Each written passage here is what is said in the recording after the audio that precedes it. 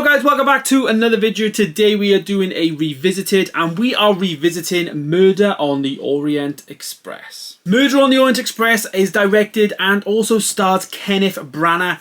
He is well known and has done a lot of big movies. He's also done a new film this year in 2022 called Belfast, and he also has the follow-up to Murder on the Orient Express, which is called Death on the Nile. I'm really excited to see that, and of course I wanted to revisit the original first movie, I guess, in the series. Now, this movie is based on an Agatha Christie novel. Kenneth Branagh basically is playing this detective, and it's full of stars. This whole thing is full of stars. We've got Johnny Depp, we've got Josh Gad, we've got Daisy Ridley, Judi Dench, Willem Dafoe, Penelope Cruz, Michelle Pfeiffer, and Leslie Odom Jr. Like a massive, insane cast all on the front there.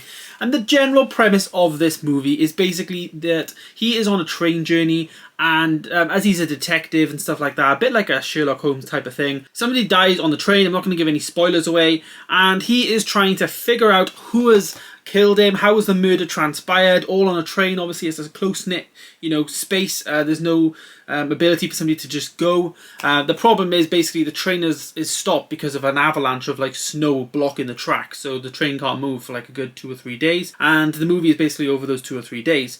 I liked a lot of the stuff in the film. There was a lot of really cool shots in the film. When he gets on the train, when it's on the platform, I think it was leaving Jerusalem, I believe, or Israel, something like that. When it was leaving there was a shot of like the camera was going down the train. Obviously all the windows were there, and you had Kenneth Branagh inside. I think he was talking to Michelle Pfeiffer's character, but basically just followed those two down the train, obviously with the camera being outside the train and those two inside talking as they're walking through the train, etc.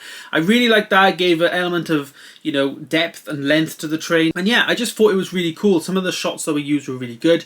This was 2017. I will say some of the CGI didn't look too great. There was some CGI which I think where they added the train and like train tracks into like a shot that I think they would have shot, if that makes sense. And so the shots looked incredible, but when they added the train in and then the smoke coming out the train, in some bits I noticed the detail on the 4K to be really like picky, and that and that's me being picky, I guess. That is me being picky. It wasn't it doesn't put you off, I guess, but it was noticeable a little bit. Some other standout performers in this movie I will say is Daisy Ridley. I think she was brilliant. It's just mad that we haven't seen her in anything after Star Wars. This did come out 2 years after Force Awakens, but since then we haven't really seen her do anything, and I think this type of film really shows her like what quality she has. I personally think she'd be good in like a Peaky Blinders type setting. I mean like this type of film, not in the olden times, but you know what I mean, in period movies. I think Daisy Ridley would do really well, but she was great in this.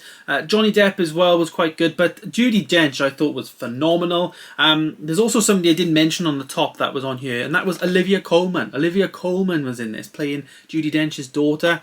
It was real good, really like, mystery movie, and you're trying to figure out what's going on, and yeah, I really enjoyed it, and I remember it being good in the cinema, so yeah. Rating the movie though, I'm going to rate this a 7 out of 10, exactly probably what I thought I would have scored at the beginning of watching it, and yeah, it's going to stay in the collection. I remember picking this up for $9.99, well worth this, and I'm going to be getting a new one hopefully to go with it once we see it. As I say, the new one does follow on from this one, but I don't think you'll have to have watched the first one to watch the second one. I am excited about Death on the Nile. It does star like Gal Gadot. We've got Russell Brand starring in there, and it's going to be cool. I'm really excited to check that out. If you want to see my full review of Death on the Nile, please stay tuned, because I will of course be putting up a full movie review on the channel of that film. But here it is. Here is Murder on the Orient Express. Really good. If you can get this cheap, I would highly recommend you picking it up. And like I said all the time, this will probably be $9.99 on HMV when Death on the Nile is out, so stay tuned and keep an eye on that offer. But there you go guys, thank you so much for watching my revisiting of Murder on the Orient Express. Stay tuned for more videos, and of course I will see you soon. Goodbye.